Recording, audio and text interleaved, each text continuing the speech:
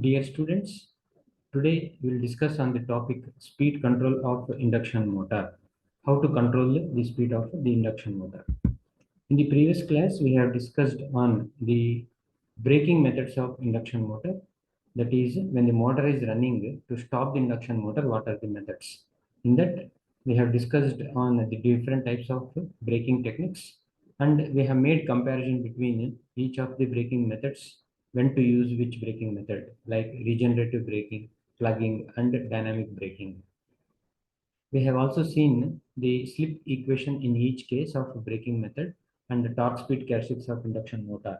So from motoring to braking operation, if the operating point is to be transferred, then how does the characteristics change? What are the speed torque characteristics we have observed? Then we have also solved a problem related to calculation of braking torque and current of induction motor with regenerative braking, plugging, and dynamic braking methods. Today, we'll see on speed control of induction motor so that by the end of this session, the student should be able to solve the problem to determine current, voltage, and torque of induction motor with stator voltage speed control.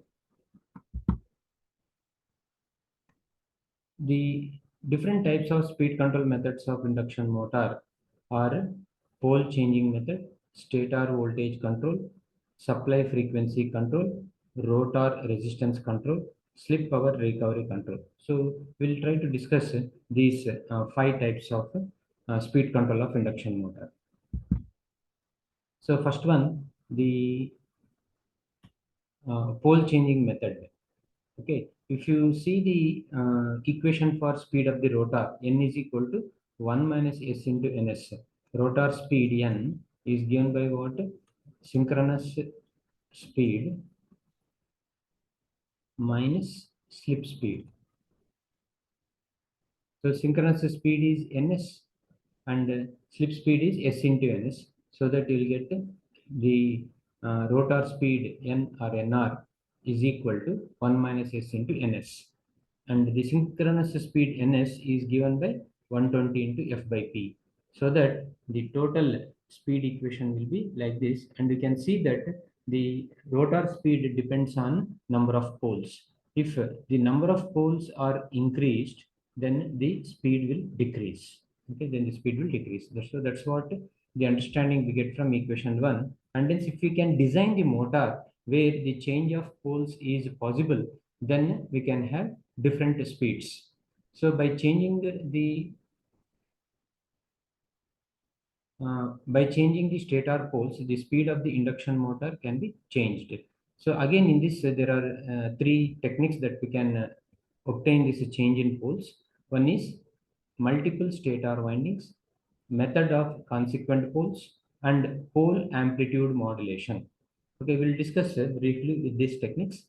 The pole changing method of speed control is suitable for squirrel cage induction motor. So this method of speed control can be used for squirrel cage induction motor, because the property of the squirrel cage rotor is that based on the number of poles that are there in the stator, automatically the rotor will also develop same number of poles. There is no need to make any arrangements at the rotor side. That simplifies the speed control method. So this becomes the stator side speed control method.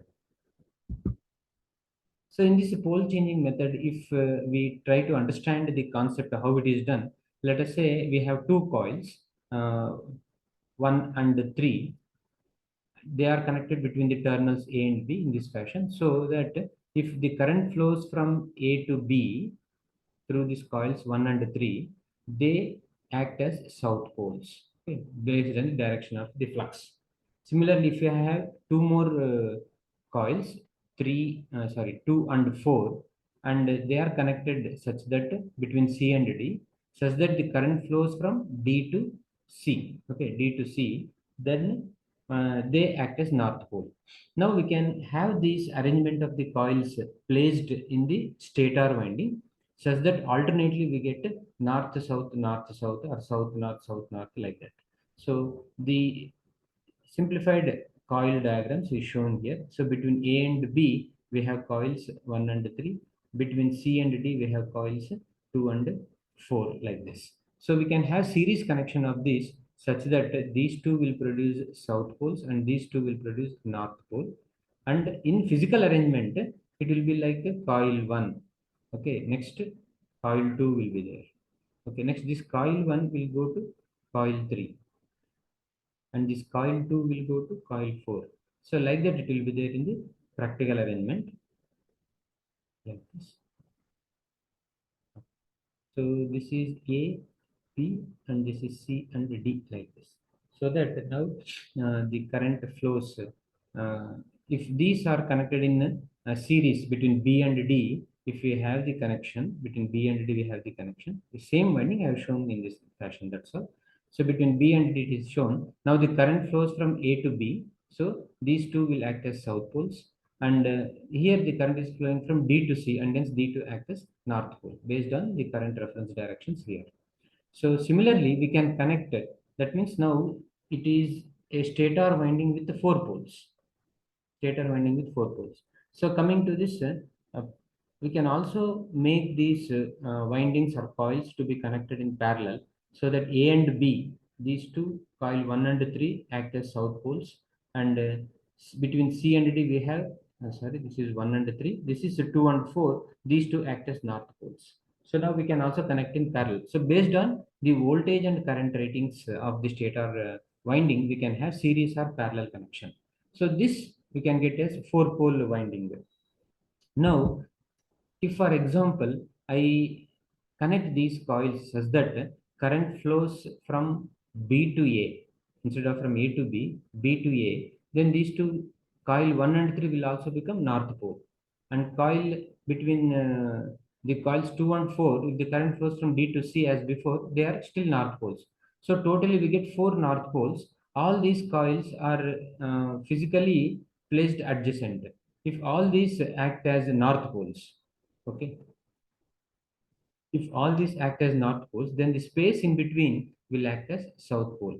So if we are provided with interfield winding or interpoles, then those interpoles will act as south pole. So with that, what we get totally 1, 2, 3, 4, 5, 6, 7, 8. We can assume the closed path. Then the motor will act with 8 poles. Okay, so we can have the motor with 8 poles. Okay, 8 poles, or we can have the motor with 4 poles. So based on this, we can we can get different speeds because we are changing the number of poles. So this method of making the interpoles or the space between the main field windings to be acting as a pole is called as a consequent pole.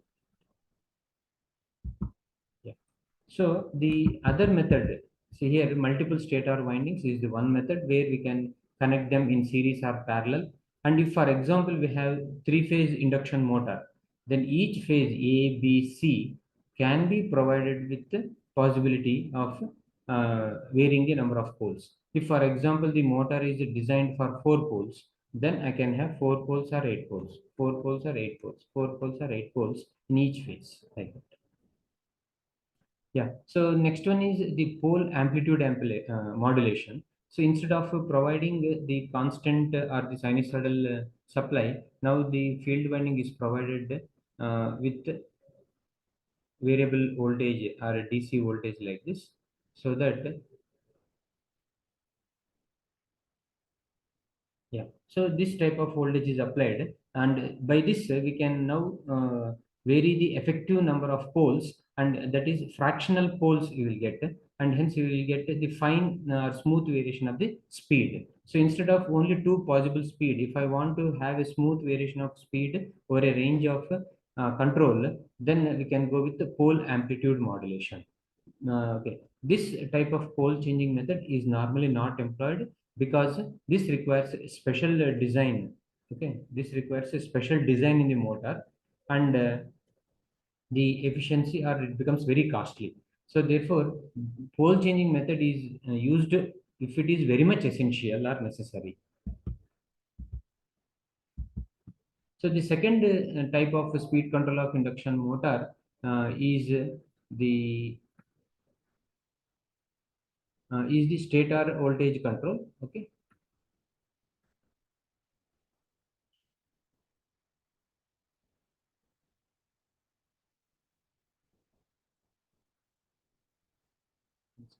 Yeah. So it is the stator voltage control. If you see the torque speed characteristics of induction motor, the torque I have taken here like this, and the speed on this side, so that the torque speed characteristics will be like this. If we take torque here and speed here, then you will get starting torque, then the operating region like this, and this is your synchronous speed. So this is the zero speed or starting speed. This is starting torque. So what is the observation here is, for normal operation of the motor, the upper characteristics is there, let us say, that is full voltage is applied. If you have the possibility of controlling the input voltage or the stator voltage, and if I gradually reduce the voltage, the operating characteristics comes down, so that the T max availability of at that voltage decreases. We can also observe that as the voltage is decreasing, torque will also decrease, the starting torque, everything will decrease. This can also be justified with an equation. We know that the torque, developed torque in induction motor, is given by Ks into E square R2 divided by R2 square plus S square into X2 square. So that is the torque depends on the voltage, okay, where E2 is the induced EMF voltage at the standstill. We can also write the torque equation in terms of the stator voltage, so like 3 by omega ms into V phase square into R2 dash by S divided by square root of uh, Rs plus Rr dash by S whole square. Sorry, this is not plus Xs plus Xr dash whole square. So the torque equation depends on the square of the applied voltage. T is proportional to applied voltage square. Okay, so therefore, this applied voltage is responsible for the induced voltage in the rotor. So K is proportional to E square. So as the as the stator voltage is changed, the torque is decreasing by square, and hence there is a drop here. If, for example, we have a fan load, the fan load characteristics will be like this. Normally, fan load will have the torque proportional to omega square like this. So with that, if, for example, full voltage, the operating point is here. Now, reducing the voltage to V2, the operating point shifts here, so that I can now control the voltage. I can control the speed by controlling the voltage. So, variation in the applied voltage can be obtained by connecting AC voltage controllers or thyristor-based voltage controllers, which consist of anti-parallel SCRs like this. By varying the firing angle alpha, or by delaying the turn on of these SCRs, we can control the voltage applied to the induction motor. The stator voltage can be controlled. So if alpha is increased, applied voltage is decreasing, and hence speed will also decrease, because torque decreases and then speed decreases. The main disadvantage of this method is, when we operate with high value of delay angle, there is the drop in the power factor. Power factor reduces. So we know that power factor is given by real power by total complex power, and this real power is nothing but what, V into, that is nothing but Vrms into I1 into cos phi 1 fundamental component, divided by this S is nothing but Vrms into Irms. So this Vrms will cancel out, so you have here I1 divided by Irms into cos phi 1. So this I1 divided by Irms is called as the distortion factor, and this cos phi 1 is called as the displacement factor. Okay, displacement factor. So by increasing the delay angle, the fundamental component decreases, distortion factor decreases, and the displacement factor will also decrease. Therefore, the total power factor will reduce. So coming to this method, supply frequency control. supply frequency control, the rotor speed of an induction motor is given by n is equal to 1 minus s into ns, and we know that this ns is 120 into f by p. So if I substitute this, I get a rotor speed as 1 minus s into 120 f by p. So if frequency is varied, speed will also vary. By increasing the frequency, speed will increase. By decreasing the frequency, speed will decrease. N is proportional to f. So this is one of the method where if we have the supply voltage variable frequency control, then accordingly I can change the speed. So there is a possibility observed here that by increasing the frequency, the speed is increasing, but because of the increase in the frequency of the supply voltage and hence the flux, the motor stator and the rotor core gets saturated. So we have to take care that the motor core does not get saturated. We'll see in detail about how to go with supply frequency control, where to avoid this saturation we go with what is called as v by f control, constant v by f control. So if I increase frequency, I will decrease voltage so that V by F ratio is maintained constant at the rated value. So that is the method that is used. Then the fourth type of speed control is the rotor resistance control. In this method can be used for a slip ring type of induction motor. External resistance can be connected, and by varying the external resistance, the current and hence the torque will change. So it is observed that by varying the external resistance, T max will remain same. We have seen these characteristics already.